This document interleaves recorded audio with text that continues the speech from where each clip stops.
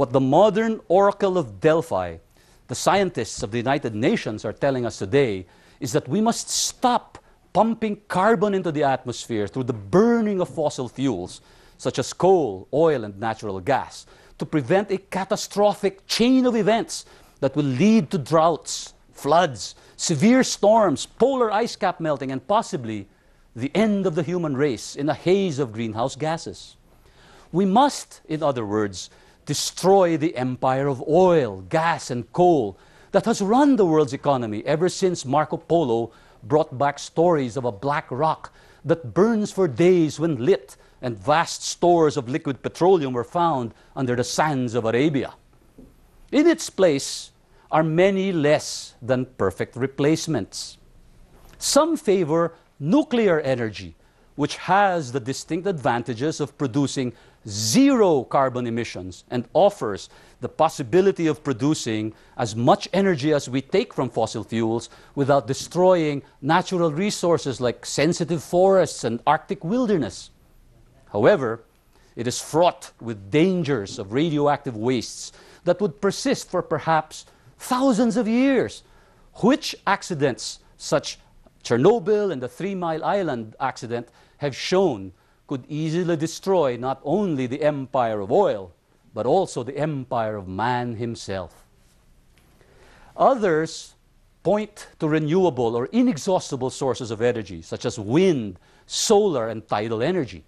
A recent Scientific American study proposes to replace the empire of oil with 90,000 wind turbines and thousands of solar power plants all over the world. And the United Kingdom is embarked upon an ambitious program to utilize undersea currents to produce electricity literally from the action of the moon upon the ocean tides. But those who criticize these plans point out that the carbon emission from the required infrastructure development and construction activities involving the use of conventional fossil fuel sources of energy may negate the purported benefits.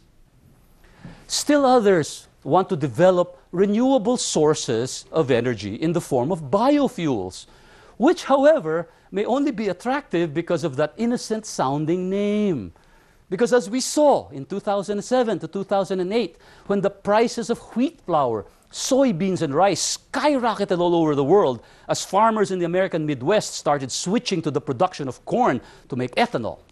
In other words, we cannot actually afford to start feeding our food to the cars without the danger of famine and food shortages in parts of the world that can least afford it.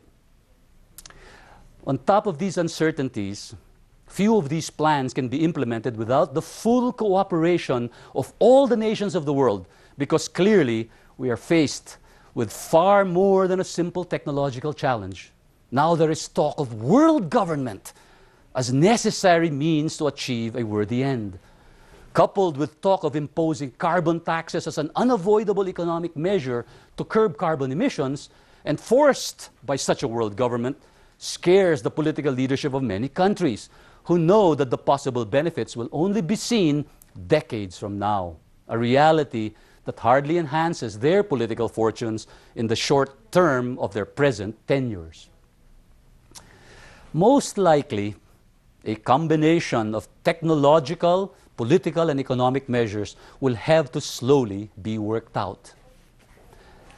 But let me end tonight's episode with one key point. No matter what solutions we decide upon to mitigate the effects of global warming and climate change, no matter what we do in the area of disaster preparedness, there is one glaring problem and piece of data that we in the Philippines in particular cannot afford to ignore or do something about right now.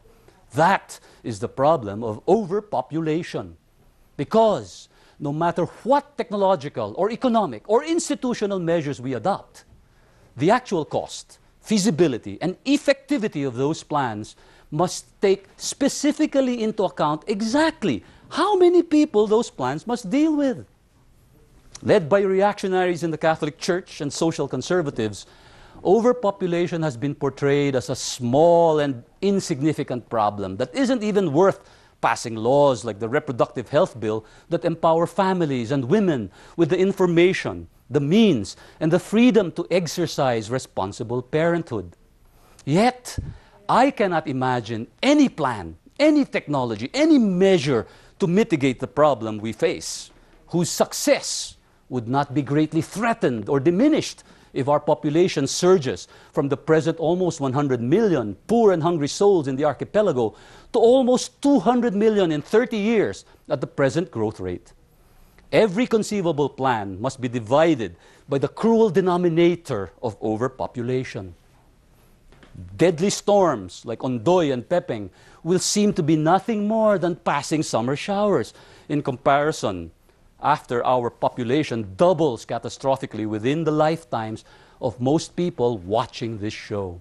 It is utterly irresponsible and downright reprehensible for religious and political leaders to claim that overpopulation is not, in fact, the most serious problem which we can do something about.